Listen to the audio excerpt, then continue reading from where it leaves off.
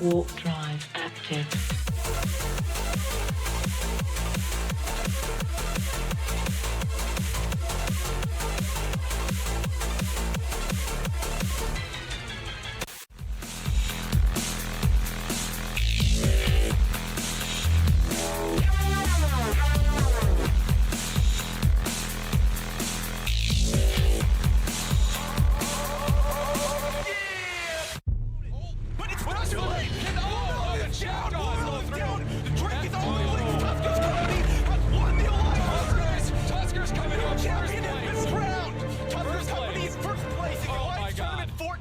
What a match.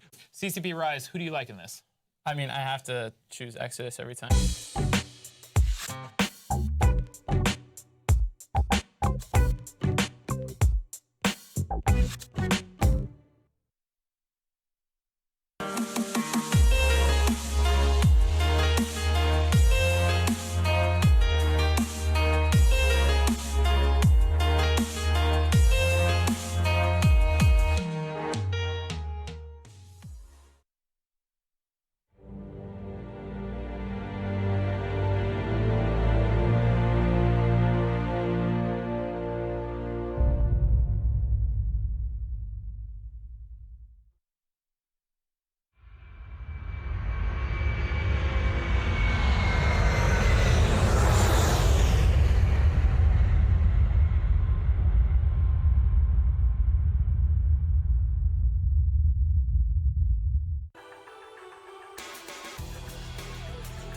誰が再び黒ソリンゴ戦火を持っています。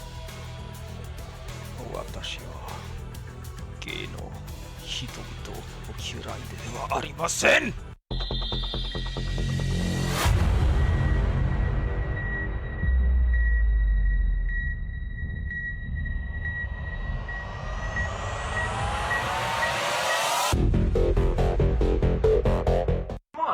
Everybody, that's what I'm talking about, guys. We've made a great effort so far. Let's just keep it up. That's right!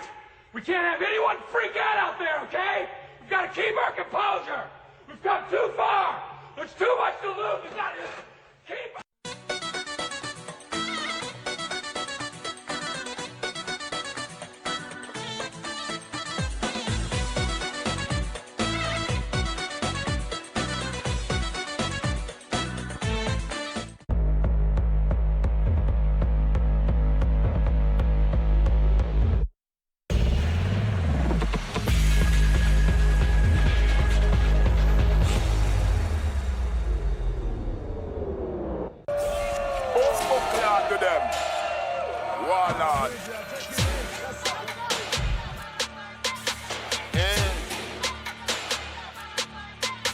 Send for the whole of the army then.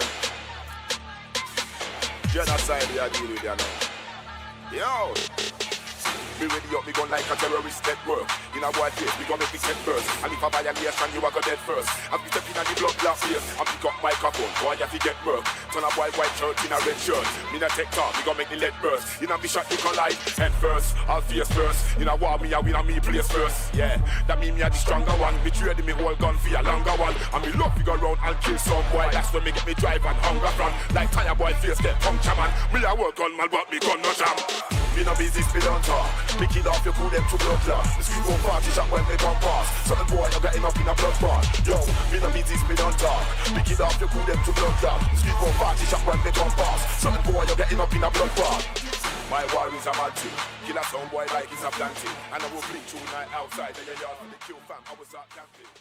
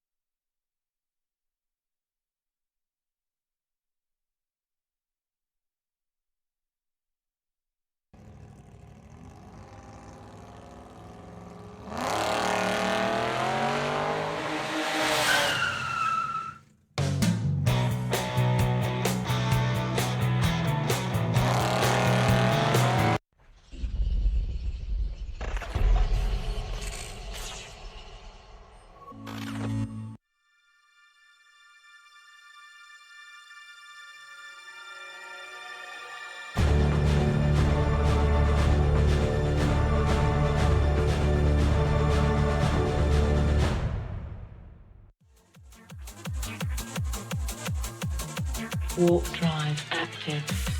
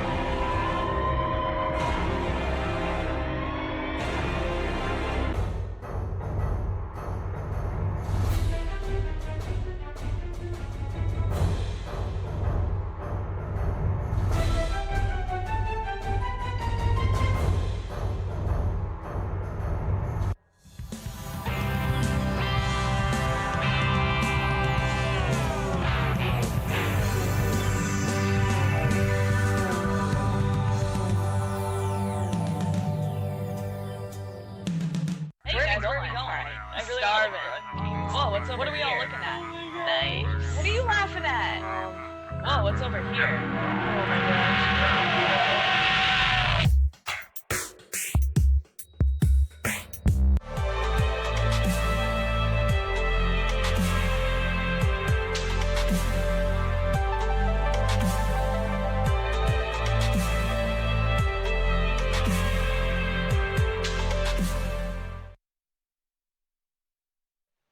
Na na na na na na na na na na na na na.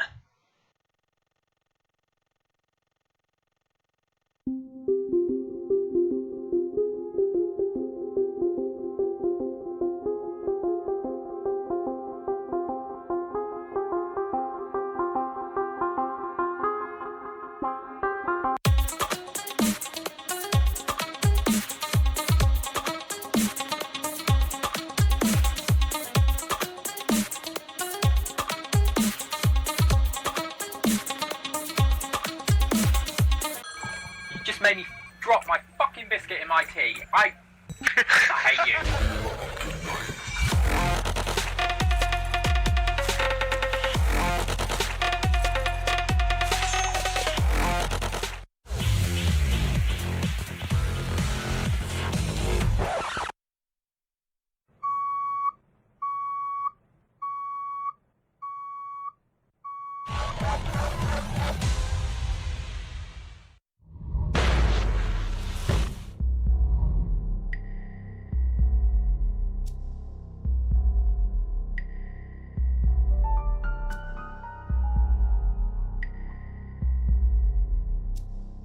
I'm in a mower. What is this, hot drop like number 19? Ah! Really a titan for a mower? Dude hasn't been on a legitimate kill. Alright, just small ballers, mate. Small ballers.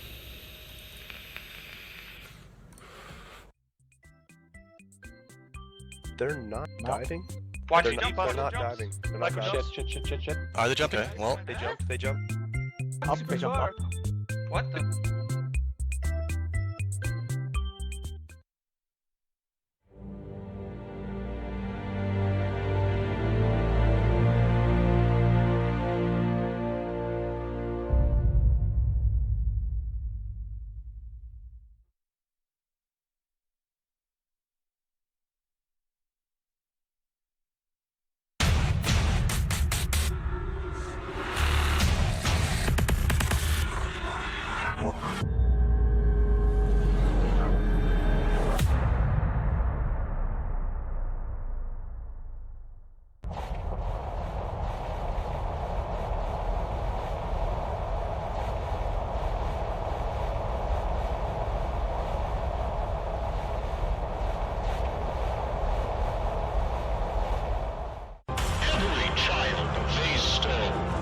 Every life they took, every mind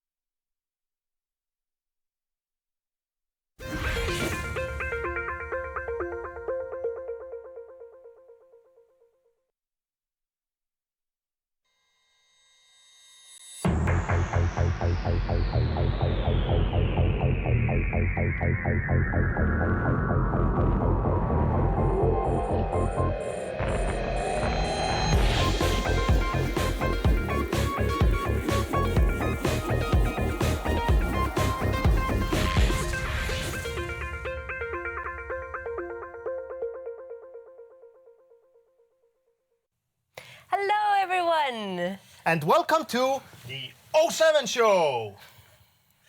I'm sorry, I tend to break out in Kung Fu sometimes. It happens. Yeah, but we have a lot of cool stuff to talk about tonight.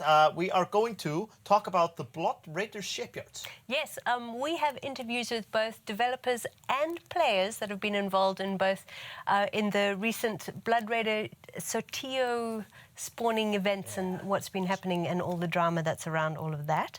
And of course, we're also going to be talking to our art department about one of the most recent ship redesigns, which is quite spectacular. Yeah, it's really like a deep dive into the mind of an artist making spaceships for you, and it's one of the most beautiful redesigns I've seen in a long time. So really look forward to that. And then, of course, we're going to be talking about what's been happening in the community, what you guys have been up to, and we have some things to show you as well. So all kinds of things. So can't wait for that. Yes, but let's not tell you all the details right now. Just sit back and relax and enjoy the show. And while you sit there, we are going to be giving away Gnosis Midnight skins. And all you need to do to be able to win one is just be a part of chat. You don't need to say anything or do anything, just interact with chat. Enjoy the show. And then we have Razer headsets from our friends at Razer, who are amazing. And we want you guys to come up with a slogan for Twitter. Do this on Twitter, use the 07 show hashtag, and come up with a great slogan for the 07 show. We'll pick one or two we like, and we'll give away some Razer headsets. Yeah, great. But the last time we saw you was, of course, at FanFest, which is 3 days full of spaceships and friends and spaceship friends and all of that. Yeah. And so we just want to dive back just a few months ago to go back and look at FanFest from a different perspective. And we have spoken to the fiancée of CCP, Sid, who is a vlogger, and she has created a video about her perspective of FanFest from a non-EVE player. And so with the help of CCP Lilu, they have put together this video. We hope you like it.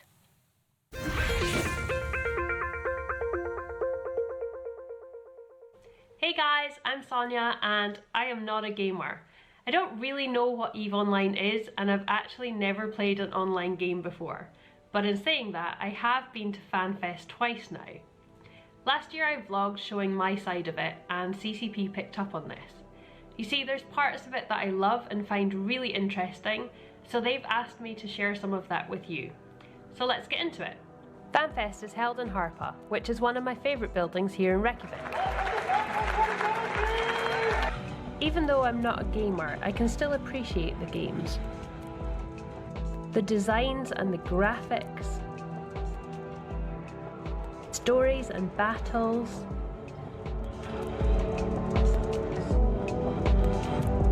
This is where your legend begins. And the new technologies, such as VR headsets. People get really into it, having their hair and makeup done. It's amazing. There's some people dressed up in costume, and other brave people having a tattoo done.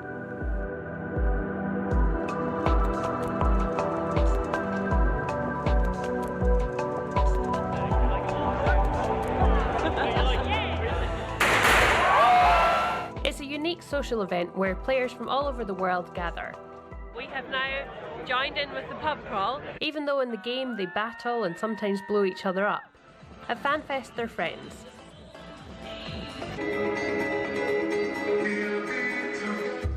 It's a great community, it's really fun, and I enjoy being part of it.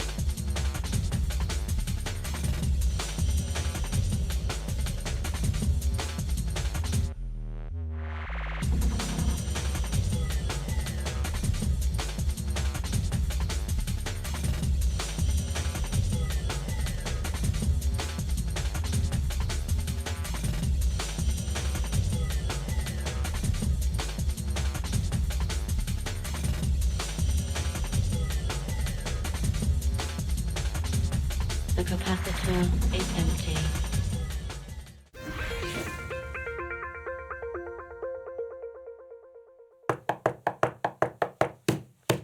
Welcome to the news at 07. April was a hard month for the leadership of Star Tide Industries. Both the CEO and the ex-CEO fell sick, and then the cat died. We don't know which of their cats. Maybe they had one together, but it's sad regardless of the residency of the cat. And on top of all this, the corporation was switching alliances and moving. But Doc Horizon and Sergeant Relic stepped up and kept the corporation running smoothly. And this is a shout out from the friends in game that we were asked to deliver. Good job, guys. Eve PI is an app for Android made by David Edwards to help players manage their planetary interaction operations. If you're into squeezing planets for their resources, the app is available for free from the Google Play Store, so try it out. Evathon is a charity streaming event taking place on the weekend of June 16th through the 18th. The event is organized by Rain and Scared Panda with assistance from Raiden Harmon and Equalizers 11. They'll be supporting Able Gamers, an organization which helps gamers with disabilities play and enjoy games. To support a great cause and have a lot of fun, because it's going to be a good stream, go to the Evathon channel right now and follow it. Gustav Manfred runs a YouTube channel where he specializes in high-damage ships and prefers to use polarized weapons to dispatch of his enemies, or scratch their hulls as his last revenge. That sort of all-or-nothing attitude is always fun, so go out and check out his channel and subscribe if you like what you see. Now on to some player gatherings. Last weekend, myself and CCP Larrikin had the pleasure of attending the first official FinFest. Although several Finnish groups have had smaller gatherings in the past, this was the first one open to all and any. The event was nothing short of fantastic, seeing about 70 spaceship pilots plying the high seas aboard a cruise ship between Turku in Finland and Stockholm in Sweden. There were player presentations, a dev Q&A hour, dinners, chat, and even a pub crawl. I have been informed that the team is already looking into planning another FinFest next year, and we look forward to see what they have in store. The pilots of Glasgow are having their main event of the year on June 3rd at the Hillhead Book Club in downtown Glasgow. I was there for last year's main event, and it was a great time. If you go out and you stay late, don't let yourself be tempted by the single sausage. Word of advice. More information can be found in the out-of-game gatherings and events section on the eForums. EVE Northeast is currently the biggest player-run event in North America and takes place on a camping ground in Pennsylvania. It's an amazing event. CCP Guard was there in 2015, and this year sees some of our colleagues will be there too, so stay tuned for an announcement on that soon. Go grab your tickets at evenortheast.com. This year, EVE Down Under have made the call to move their event a little further from the other big events this year, EVE Vegas, EVE Amsterdam, and of course, the winter expansion. So this means that for 2017, EVE Down Under will be taking place in July the 28th and the 30th to the 30th, namely. And the lucky devs that are going and attending in all the way to Australia are CCP Larrikin, CCP Falcon, and CCP Vertex. This is a wonderful event and definitely worth the journey, so go check it out if you can. One of EVE's oldest player-run gatherings is being revived this summer. On July the 22nd, the Gankathon returns to Copenhagen in Denmark. There's more information on the Out of Games Events and Gatherings forum, and we encourage all Scandinavian pilots to check it out. The democratically elected Player Council of EVE Online, the Council of Stellar Management, will have their first summit of the term in the third week of August, straight after the Alliance Tournament finals. All 10 members of CSM12 will come to CCP headquarters in Iceland for a 4-day summit, meeting with various EVE teams and producers to both learn about what CCP are thinking and to educate and advise about the wants and needs of the player base. As announced a few days ago, the details of the Tech 3 cruiser changes coming later this summer have been announced, as have the names of the players selected to be on the player focus group set to help us with those changes. All of the logs from the focus group are public, so check out the devlog released last Friday for details. Also coming this summer is the much anticipated Project Discovery feature, where you will be able to search for actual exoplanets inside the EVE client and earn some sweet rewards at the same time. If you missed the presentations about it from FanFest, you should go check them out on the EVE Online YouTube channel, and don't forget to subscribe. And now for the weather. It's sunny. Thank you, CCP Nova. And that's it from the news. There's something coming in. We've just received a special bulletin apparently a message has been delivered to the O7 show from an unidentified source that wants to make it known that something is about to go down in New Eden very soon. Something pretty serious by the sound of it. There was an accompanying message that came with it. It sounds to be some sort of a limerick. I don't know. I'll try to repeat this. There once was a flagship called Pegasus. When tasked with a quest quite rigorous, took a fleet to a far-off area, poked into a swarm much scarier, which ate them over protests most vigorous. Yeah, that's all we have. I hope some of you can read something into this, but we'll keep you posted. So stay tuned and follow our channels for more information on what's happening soon. But that's it for the news. We'll see you later.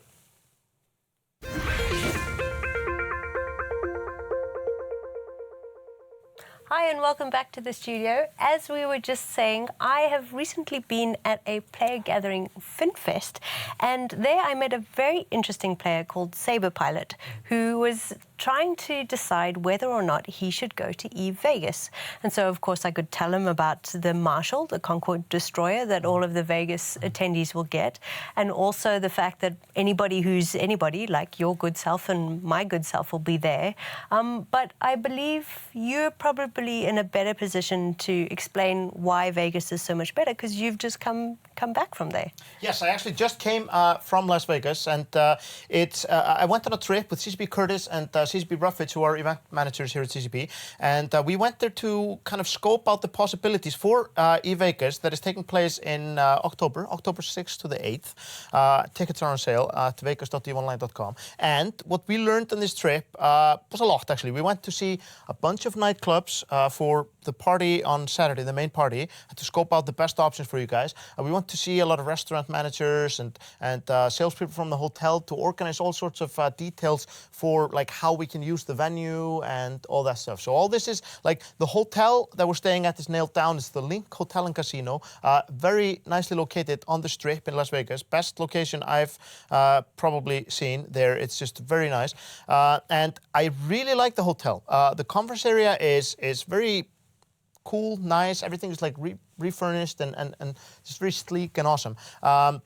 And what I really like about the hotel as well is that it's more compact. Not to say that it's small, but going places in Planet Hollywood always took a bit of time because it's a really big hotel and it's easy to get lost in it.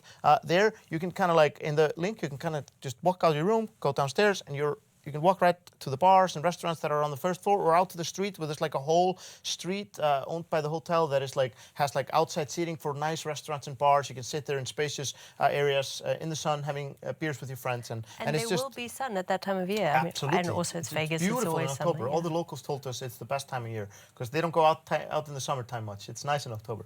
And yeah, so we scoped out a bunch of nightclubs. We're probably moving the main party from the Chateau where we've been for the last 3 years, I think. It's a really nice club, but it's getting small. EVE Vegas is getting bigger and bigger. We might actually sell out pretty fast this year. Ticket sales have been way faster than before. That's not a sales pitch. That's just statistical facts. And yeah, so we're looking at some really nice nightclub options. We looked at like 12 clubs. They all have different like it's a tough pros and job, cons. hey? Yes, it's a tough job. Yes, lots of pros and cons. Some of them are like have outside areas. Some are only inside. Some are a mix. Some are big, some are small. Some will let us stay late. Some will let us stay late, but with other guests and watch some like amazing shows with artists without paying anything extra. You know, big names coming to these clubs. So we got some options, and we are going to make the best choice for you guys, and we'll tell you about that soon. Yeah, it was a really fruitful trip, I would say, and EVE Vegas is going to be amazing this year. We're making some really good changes and trying to make it better and better. Okay, but I believe you actually, all of those thoughts and all of the things that you've just experienced, you put into a video. Yes. So let's take a look at that.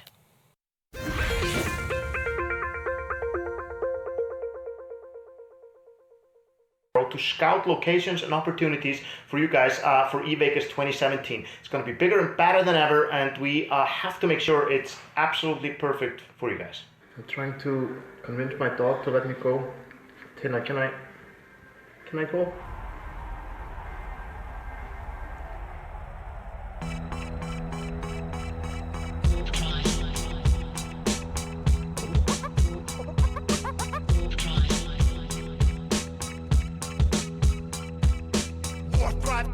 Cargo hold packed with big fat lyrical bombs. I'm the captain of the best ship in the universe. It was built by my space friends around the world. The friendship takes me where I need to go. It can fly super fast or bounce really slow. It's got a lot of room for my homies in the back. It's a fact I can dance all alone to this track. That's why we fly around the galaxy. X up for the fleet if you wanna party. Setting course for the club, paging the pleasure hub. Like it or not, we're about to drop hot. When I say 4, you walk to the dance floor. 1, 2, 3, 4. Walk to the dance floor. Put your motherfucking hands in the air like this and walk to the dance floor. Jump around all night with your space friends. Walk to the dance floor. Carry on all night. Pleasure hub is alright. Walk to the dance floor. Jump up for the permaban. Our flagship is the friendship. Get your feet on the floor and defend it.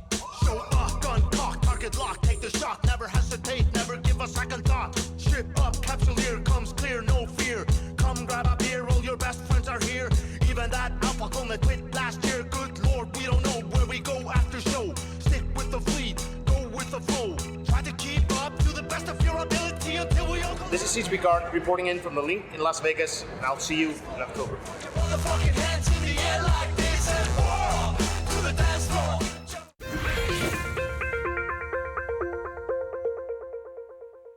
Coming up later this summer is the 15th Alliance Tournament, and so CCP Guard had a chat with CCP Logibro and CCP Fozzie about what to expect this year.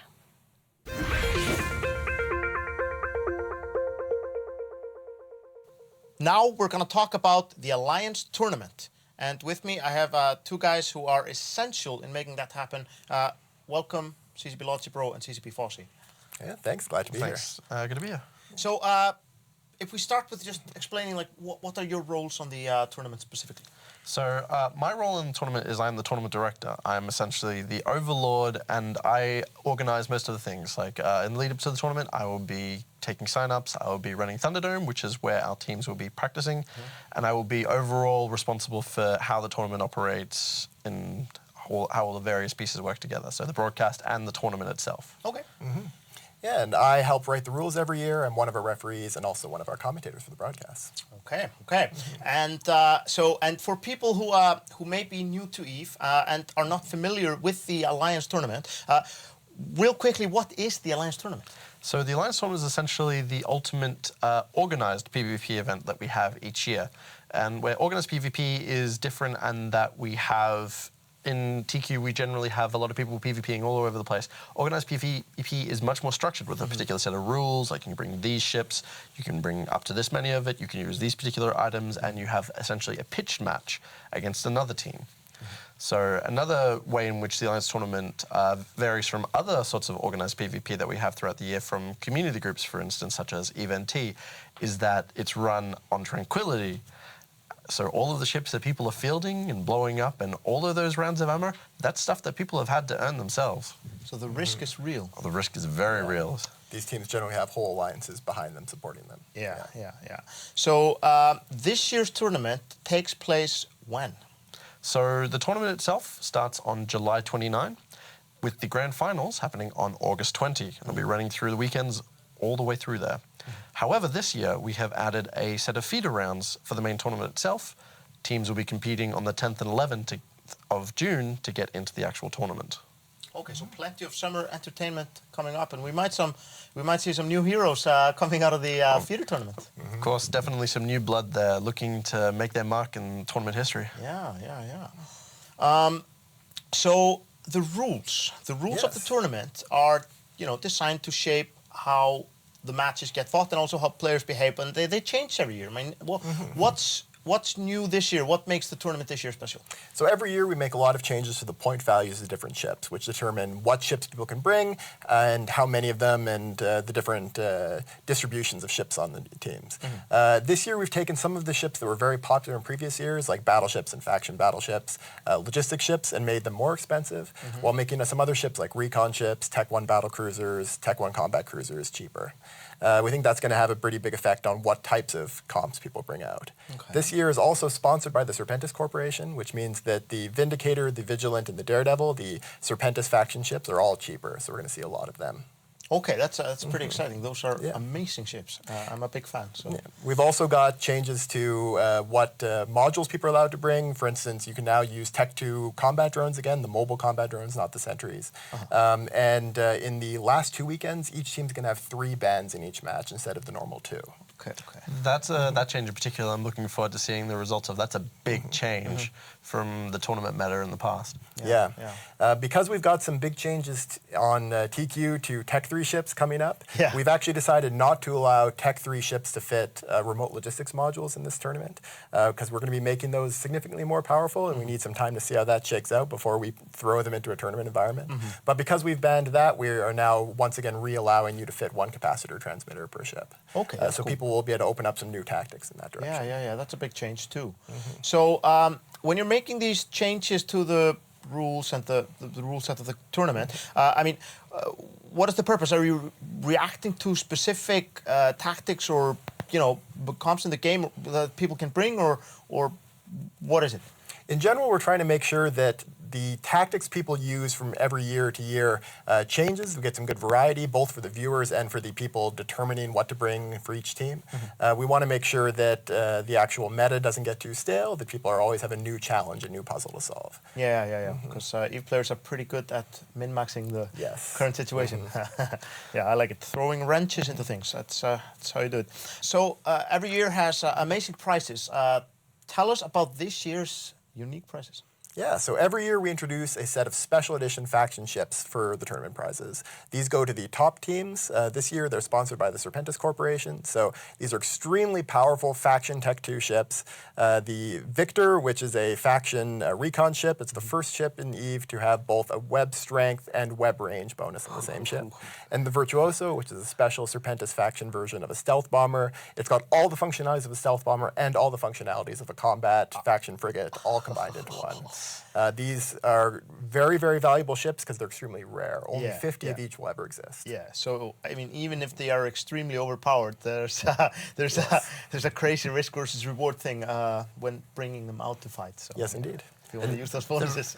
So even if you don't get in the top 4, which are the teams that get some of those ships, you still cannot get some prizes in the Alliance tournament, because for every match you win, you get 10 limited edition Serpentis victory skins that are only available in the tournament. In addition, if you get to the top 32 or the top 16, you get a Plex prize. So there's plenty to fight for, even if you don't make it to the finals. Yeah, that's awesome. That's awesome. And it's very exciting for people to see this. And sometimes we even see people bring these ships into the fight and lose them on the battlefield. We've seen many Alliance tournament ship die in the Alliance tournament. And sometimes we see them get stolen as well. Exactly. Oh, it's crazy. What ways are there for players to interact? Obviously people can watch the tournament at home, fight in the tournament. So, of course, the biggest way to interact is to be part of one of the teams. So if your alliance is part of the alliance tournament, then you should get in contact with whoever is the captain of your team. And if you're interested in seeing, try out. It varies from alliance to alliance, how you can get into your team. So talk to your team captain and see what you can do to help your alliance. Maybe even if you don't fly in the alliance tournament, there is as CCP Fozzie was saying before, there is a whole alliance behind these teams. And we mean that literally. The level of logistics for some of these teams is people flying jump freighters from every corner of the universe, essentially, to keep them stocked during the matches. And they need elite practice partners. Yeah, you need lots of help. Thunderdome is a great place for teams to practice, but you still need someone to practice against. Yes, someone who's good enough to sharpen your skills. And maybe help you for future tournaments in years to come. And we have commentators flying in from somewhere. The commentators are yet to be decided. We are still probably accepting applications as of this goes to broadcast. So if you're interested in commentating on the Alliance tournament here from Reykjavik, Iceland, you should let us know. Yeah, it's pretty cool because we're flying actual EVE players who know about the game, and they're coming all the way to Iceland to help us out. It's pretty awesome. I think it's one of the things that makes it super unique. And there's going to be prizes too to be won on the. Oh yes, of course. So all of the Alliance tournament itself from July 29 will be broadcast on Twitch. The first 2 weekends will be broadcast by EVE, and the second 2 weekends will be broadcasted here from this studio in Reykjavik, Iceland. Yeah. So during our streams, during the final 2 weekends, you'll be able to win lots of wonderful prizes from Stream Chat. So make sure you're there and make sure you're watching along, cheering along for your team. Yeah. Or at least the guy who beat your team. Yeah. I love the fact that we actually have a player organization broadcasting the first 2 weekends. They did amazingly last year. Yeah, they really did. So it's going to be great. Finally, do you guys have any sort of predictions for how this tournament is going to play out in terms of tactics? I know it's too early to predict winners, but you know. Well, there's always a strong possibility of one of the returning teams from the top 16 of Alliance Tournament 14 of making it fairly far through the tournament, but it's not always guaranteed. Sometimes we get a bit of an upset in the earlier rounds and somebody drops out early. Yeah. But as far as tactics, I think we'll probably see a lot of Serpentis ships. We saw a lot of Blood Raider ships last year when we first introduced the theme tournament point reduction rule. Yeah, I expect we're going to see a lot of blaster ships. It's just going to be a bloody tournament overall, I think. Yeah, we've organized the rules even more towards ships that are a bit more offensive, and we think that combined with the Serpentis point reduction is going to mean a lot of explosions. Yeah, it's going to be offensive content on the Alliance tournament this year. Yes. I can't wait to watch explosions. Anyone who hasn't watched the Alliance tournament, definitely just jump in deep and be with us there. It's fantastic. Good time. Thank you guys so much for organizing this. We're very excited. We can't wait. We'll see you in the feeder rounds in June. And I'll see you guys later.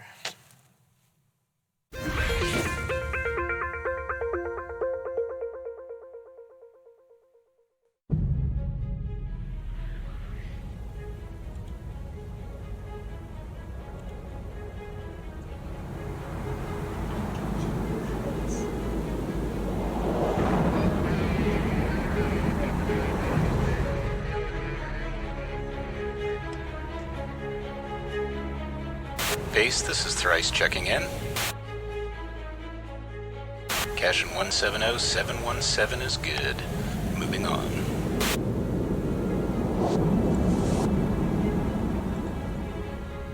Can anyone help me?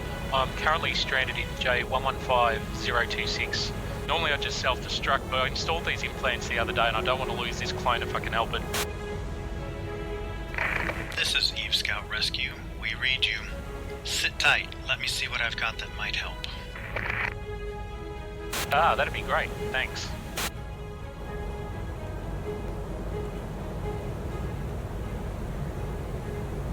Captain, a new search and rescue request has just been received. Thanks, Allison. Let's go see if it's anything we can help out with.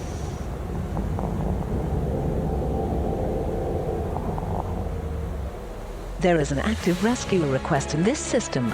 Please check my monitor for details. Stay alert.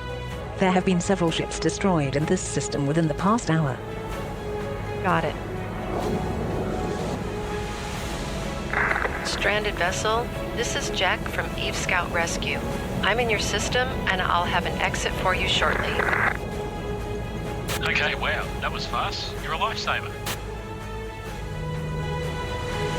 I've got a HiSec connection bookmarked for you.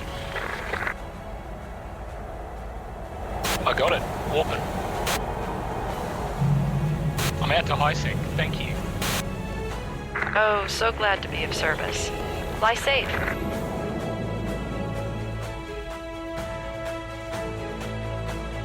Greetings, Captain. I'm Allison, your Signal Cartel co-pilot. I am ready to go.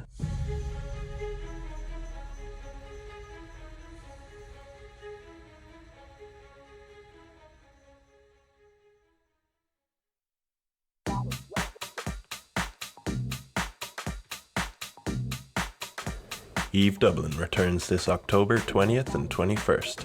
For tickets and more details, please visit www.evedublin.com.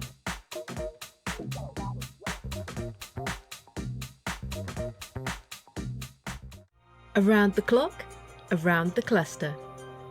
The Discourse. Your source of interstellar news. This is Eleonori Roden.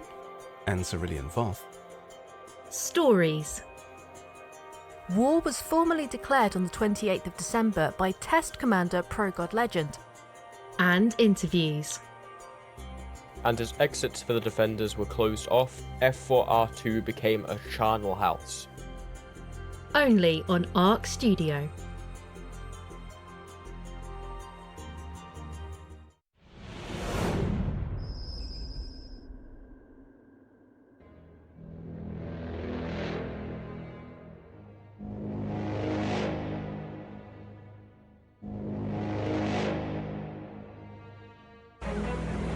In this difficult day, in this difficult time, it's perhaps well to ask what kind of a nation we are and what direction we want to move in. You can be filled with bitterness and with hatred and a desire for revenge. We can move in that direction as a country, in greater polarization, filled with hatred toward one another. Or we can make an effort, as Martin Luther King did, to understand and to comprehend and replace that violence, that stain of bloodshed that is spread across our land with an effort to understand, compassion, and love. I would only say that I can also feel in my own heart the same kind of feeling. We have to make an effort to understand, to get beyond or go beyond these rather difficult times. A favorite poem, my favorite poet was Aeschylus. He once wrote, "Even in our sleep, pain which cannot forget falls drop by drop upon the heart, until in our own despair, against our will, comes wisdom through the awful grace of God. Not violence and lawlessness, but his love and wisdom and compassion toward one another. Feeling of justice toward those who still suffer. We will have difficult times. We've had difficult times in the past, but we will have difficult times in the future. It is not the end of violence. It is not the end of lawlessness, and it's not the end of disorder. But the vast majority want to live together, want to improve the quality of our life, and want justice for all human beings that abide in our land. And want to dedicate ourselves to what the Greeks wrote so many years ago, to tame the savageness of man and make gentle the life of this world. Let us dedicate ourselves to that.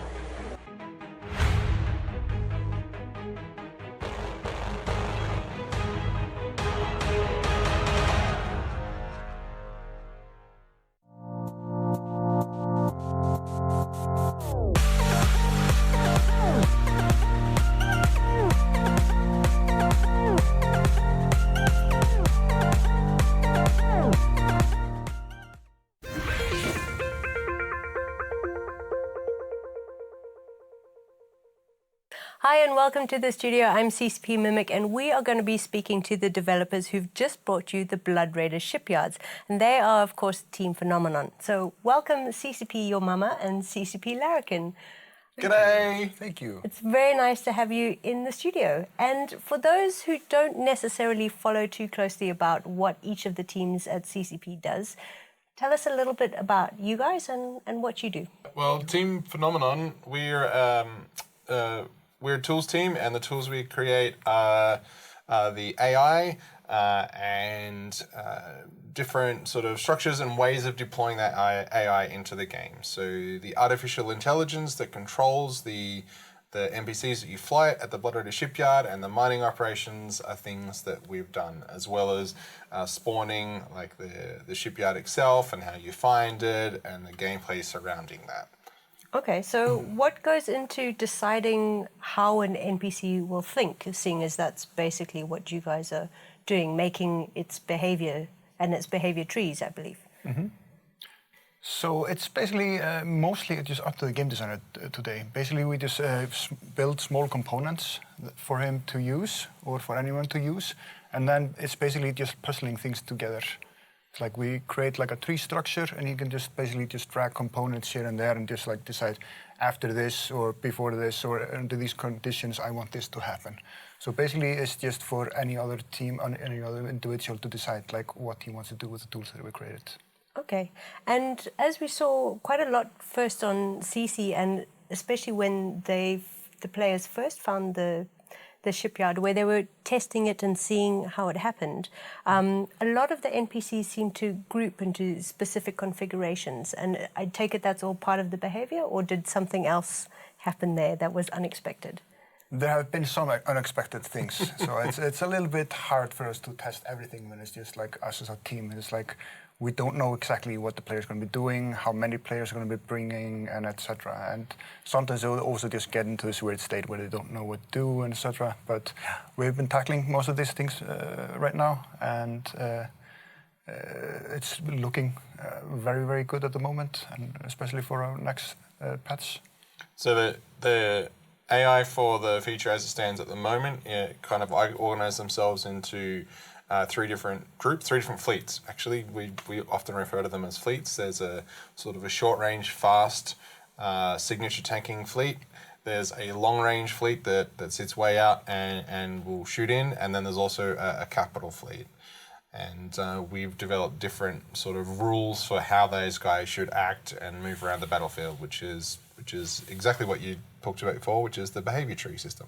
Okay, and that is in response to what players bring rather than to what we determine a situation should play out like. We have basically tried to make it so that we have predicted what kind of setups player will be bringing, and we're trying to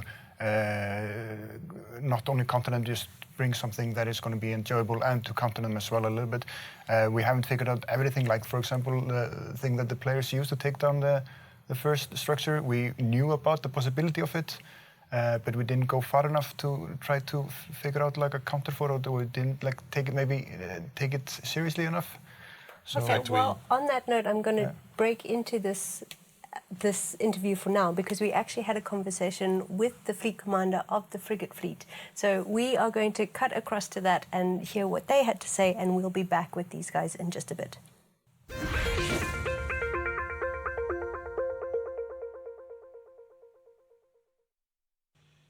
I have a special guest with me here, FC for the Goons, Apple Pear. Welcome to the 07 show. Thank you. How long have you been with the Goons? How long have you been playing and all that stuff?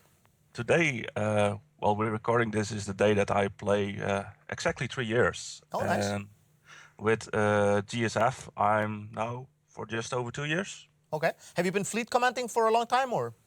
I started off as a lodge anchor, and pretty much like a year and a half I'm FCing. Okay. And this obviously was a bit of a special task. First assault on a Blood Raider shipyard, and you got the task of being one of the people to lead that. How did that come about, and were you excited to try it out? It was an interesting experience. Yeah, we tried it first with Macarials. We couldn't do it with that because we had some problems with red cycling, and then had to come up with another thing. And we had a goon in our group, Cynthia Gray, who came up with the Punisher doctrine, find a way to be very fast, so not being hittable by the Citadel, and have a gun type that you only have to press F1 once and keep cycling because you have unlimited ammo.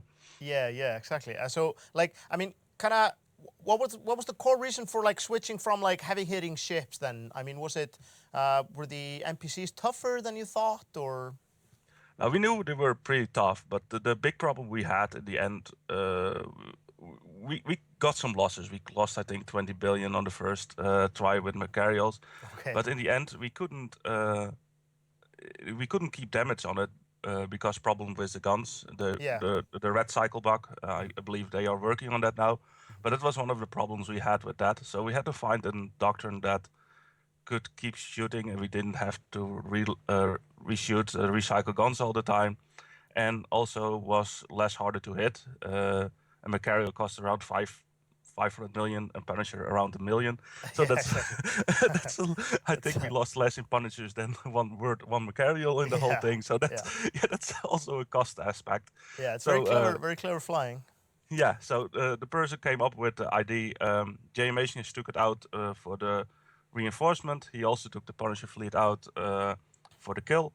I was there with Jackdaws to camp everybody in and try to get as least people in the system as possible, and in the end to defend the structure and finish it off. Yeah, and in the end, of course, it blew up, and then there was a scramble to grab the blueprints that came out of it, and they all got blown up. Was that frustrating that nobody got a hold of the blueprints in the end?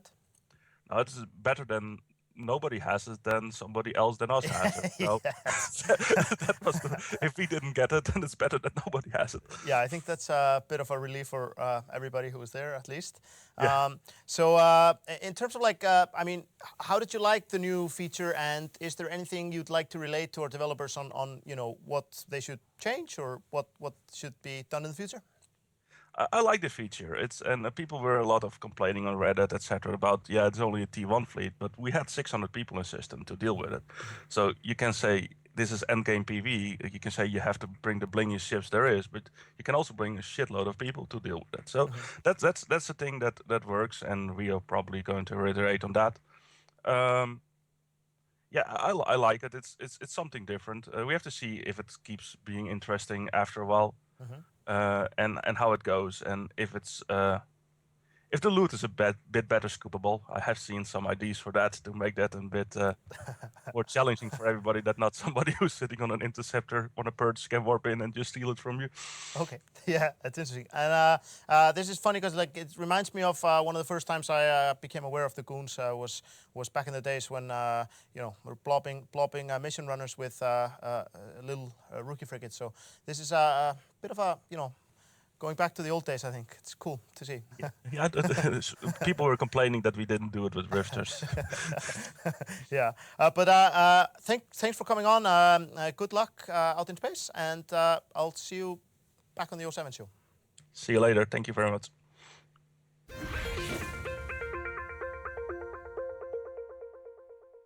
Hi and welcome back. I hope you enjoyed that. And now we're going to carry on with a little bit more about what happened with the Blood Raider shipyard. And I am, of course, joined by CCP Your Mama and CCP Larrikin. And you guys are part of Team Phenomenon, which built this feature. And what I wanted to move on to is how this all played out. I mean, it took a long time for players to really get stuck into this situation. Was this what you were expecting, or how did that play out? We actually expected players to find the structure a lot quicker than they did. We expected them to find it pretty much on the first day, and it took them probably about 36 hours longer than we kind of guessed at. But they're finding it pretty rapidly now, and then we expected it to be reinforced much, much faster than it did. And we saw a couple of attempts. We saw actually the owners of the space where it was, Red Alliance, give it a bit of a shot with some rattlesnakes, and that didn't go so well. Test didn't really try to reinforce it, but they played with it and ran some bombing fleets and killed around about 250 or so battleships and cruisers. And then Goons came back, the Imperium came back and attacked it with a Macario fleet, which didn't go so well for them. They lost about 30 or so there. Then they settled on the frigate tactic, which was fantastic. Great way for them to reinforce it and actually to kill it in the end. I was a little bit surprised that the rest of New Eden let them get away with that on the final battle, but I mean, they paid a little bit, but not that much for it. Of course, then Tess swooped in and stole the blueprint twice and lost it in a glorious ball of fire. So I think also that one of the biggest reasons why it took them so long to do it is because of the tension that it has and the possibility of being hot dropped by other alliances. So it always keeps them on like a little bit of a awareness, like on the back foot of like their full attention is not on the structure. They're like giving what's around them. Yeah, exactly. And do you think that the system that this happened to spawn in played into that a lot, like you said, with who owns the space? Yeah, actually, I was on an interview later on and spoke a little bit with Arith, who's on the CSM, and he said that the owners of the sovereignty are the allies with the Imperium, and Red Alliance actually said, no, this is ours, you can't run it, like, this is for us to run here, so I understand there was some political negotiations there. I'm not privy to all the details, but I think that's pretty cool as well. Okay, and how much control do you guys have on where these spawn? 0. Well, we define basically the area where it can spawn, and like for the Blood Raiders, only the 3 regions. Yeah. And that's almost it. But we still make sure that there are some restrictions there. Like, for example, if we wanted not to be close to a specific areas, to another specific region, so we have a little bit of control of it. So but when you say not next to a specific region, you like mean for example, if we don't want it next to like a high sack system or anything like not a high sack, low sack system, basically, we don't want that to happen because like there is a possibility of also like we have like we call it, it's like similar to incursions, like I don't know exactly how to call it in player terms. You'll see more and more of this as we develop the feature, but it's actually has layers to it. So over time, there'll be more and more activity happening in the systems around the Blood Raider. So having it right next to a low sec system would mean that it would infest into exactly, okay. and we didn't want that to happen. So basically, we just had a little bit of limitation that not too close to high sack or to like neighboring regions, and that's the only restrictions and only control that we have over it. But we don't care who owns the space. We don't care what's in the space. In fact, we don't pick where it goes. That is just a random roll of the dice, and that's where it is. The only thing I would care about is our NPCs and them killing a lot of players. Yes. It seems like it. I mean, it sounds like you guys don't even really care about the prizes and the loot that drops, and. That's completely up to the players. I mean, it's out of our hands as well. So. This is true. Well, thank you so much for joining us. We are now going to go and speak to the player who managed to get the Moloch BPC on the second time it dropped. But alas, he did also burn up in a big ball of fire. Thanks so much for joining us. We'll be back in a few minutes.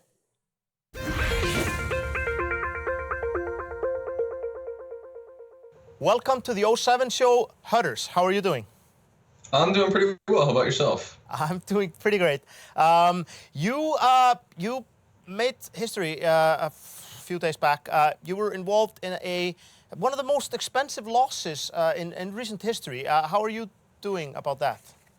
Honestly, I kind of laughing at it. I had a blast. I wasn't really expecting to get away with it, so all in all, it was just sort of a fun being part of history.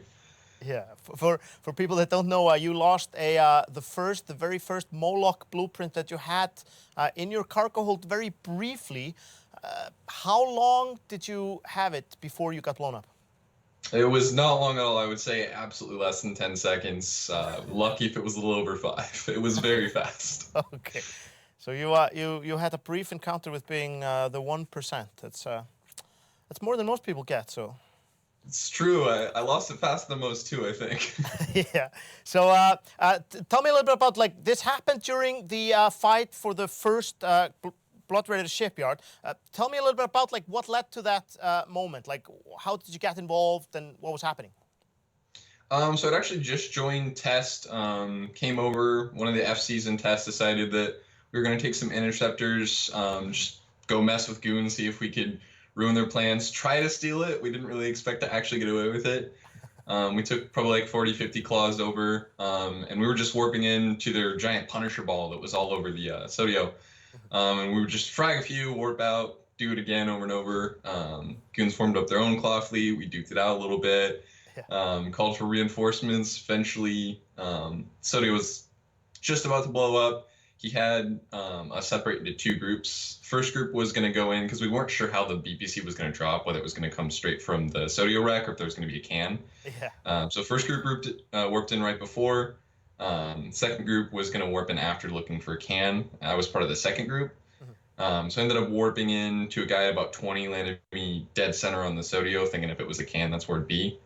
And ended up about 15 kilometers off from the wreck that he died in from initially scooping up the 2 BPCs. Yeah. And just happened to get lucky, guessed the right one, ran over, grabbed it, and the rest is history, as they say. Oh, it must have been pretty thrilling. Yeah, it was definitely a crazy moment. I was like, no way, it's still in the wreck? It's crazy. Couldn't believe it. So yeah, I mean, it was a pretty crazy fight, I guess. I mean, what do you think about the sort of the new content? I mean, did you have fun? Oh yeah, I absolutely had a blast. I mean, I have fun anytime I'm getting into a fight with goons. That's just me. So it was always a brawl. Definitely found the mechanics very interesting. I can see them going in a really cool place, which, you know, just some tweaks to maybe prevent the frigate ball that happened there. Yeah, there's a lot of things we need to, you know, take away from it and look at, and it's one of those features where we really didn't know what was going to happen with it when we put it out. You know, it's just like it's the nature of the feature, and it's pretty fun. So I asked our game designers to try to throw out some figures, like for how much this unique blueprint would have been worth. I mean, it's obviously hard to tell because there's no market data. It's the first one. The number they sort of said was the lowest starting price anyone wanted to name was something like 500 bill as a guess. Do you think that's sort of around the right? I would say, honestly, that's probably pretty accurate. I had a lot of combos after that kind of went viral. And a lot of people were saying, hey, you know, if you get another one or if you get reimbursed or whatever, message me, I'll give you, you know, I had 300 bill, I had 400 bill, 500 bill. So definitely a lot of high up offers on that. Okay, so now we have a bit of market data. That's not bad. But you know, I know it's hard to lose something like this, and I'm gonna let you go and think about that some more. But before you go, I made you handcrafted. Yeah, it's a Moloch blueprint that I made myself. I love it. And you know, I can mail this to you, and you can try to build something out of it. I don't know if it's gonna work, but you know, at least it's not a copy; it's an original. So. Hey, I'll put it right on my wall there. I'll look at it every day. All right, man. I'll ship it over. I'm gonna let you go. You know, it was great having you on, and good luck next time with grabbing a blueprint. It's been a pleasure. I appreciate you having me. All right, man. Thanks. Bye. Bye.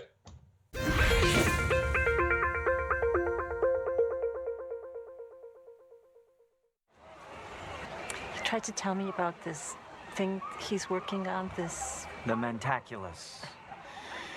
He says it's a probability map of the universe.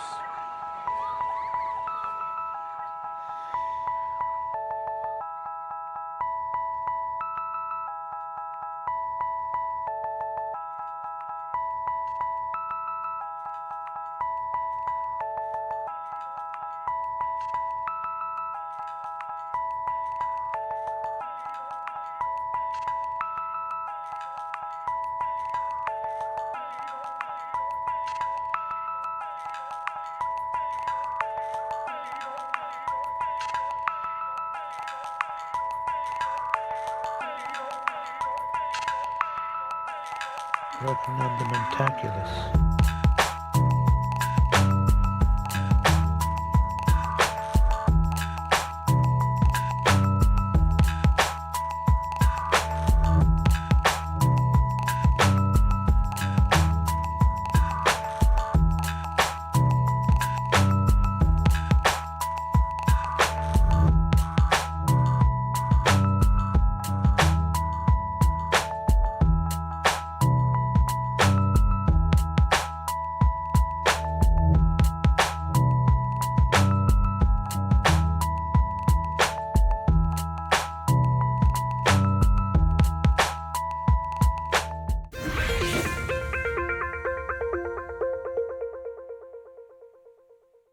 We hope you enjoyed that. And now we're going to go to the CCP art department where CCP Acid Burn, our concept artist, one of our concept artists, has been working on redesigning the Concorde frigate. And he's going to take you into the design process and show you how this happens and all the options they went through before settling on this one. Take a look at this.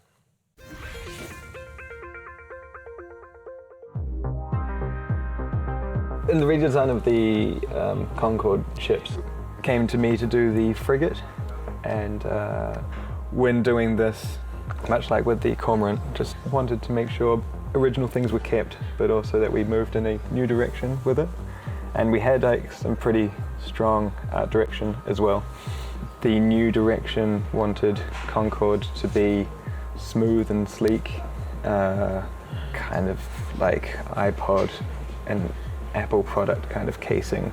And being that these ships wanted to be, or are, the police force in New Eden, they needed to be kind of welcoming to civilians, but also something that was aggressive enough that could protect you or kill you if you're a pirate.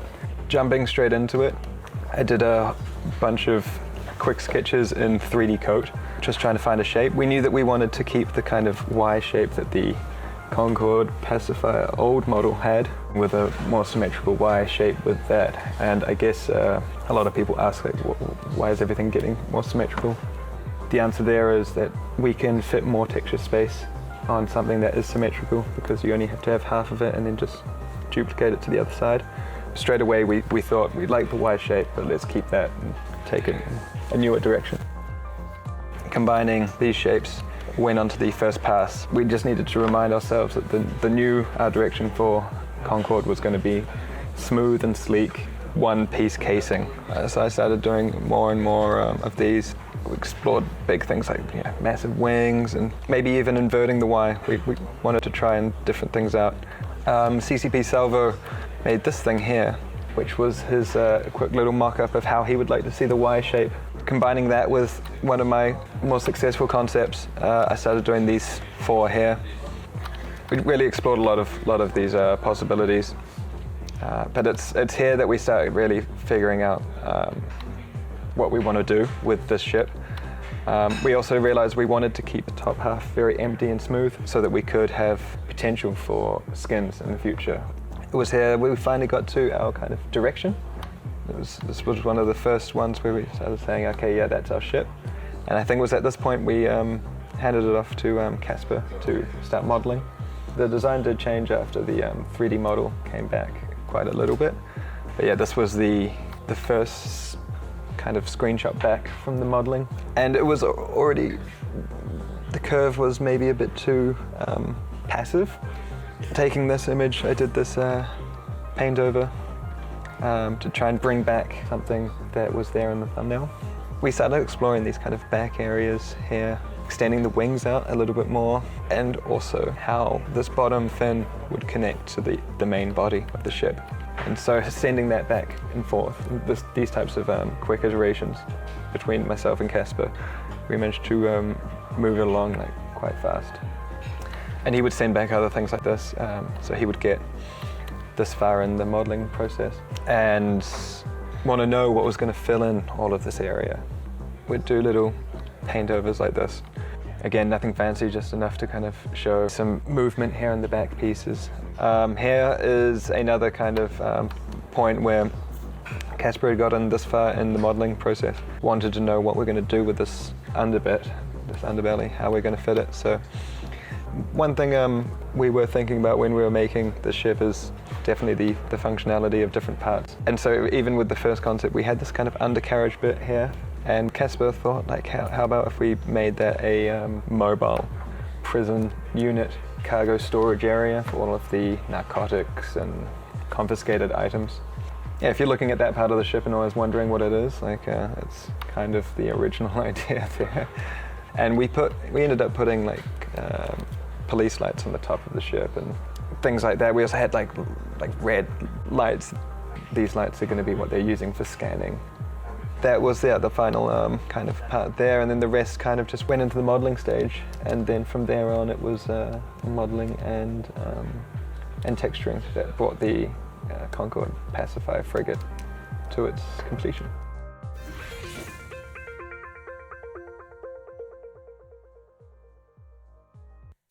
That's pretty much it for us tonight, I think. I think we've run out of content for tonight, but Unfortunately. Yes. But we have a huge summer ahead of us, and Yeah. then, of course, going in towards winter later on this year. So much cool stuff happening in EVE during the summer. We have the Alliance Tournament feeder rounds coming up in June. Then we have, of course, the Alliance Tournament starting near the end of July, and we have a CSM Summit, and of course, releases packed with all kinds of content coming out. So, yes, so be sure to follow us on all the different types of social media. Subscribe to our YouTube channel so that you know when we are going to be putting out new content, as well as checking out all the dev blogs and the news items that follow. Yeah, look for us on Instagram, Twitter, Facebook. Subscribe to all that stuff, Snapchat even, and we'll keep you updated with all those things. Yeah, it's going to be a good summer. It is. And we, of course, are going to be here on the 07 show probably in about a month's time. And on that note, we are going to be holding a contest. We are not quite sure what the prize is going to be yet, but we're going to let you know what the contest is now, and we'll send out a news item in due course. But we want to know what you think the best advice for a new player is. So send that to evetv@ccpgames.com and let us know. And you have a chance to win. Something nice. But for us, yes, we're out of stuff, so we'll let you go into space once again. And remember that the best ship in EVE Online, no matter what you're doing, is the friendship.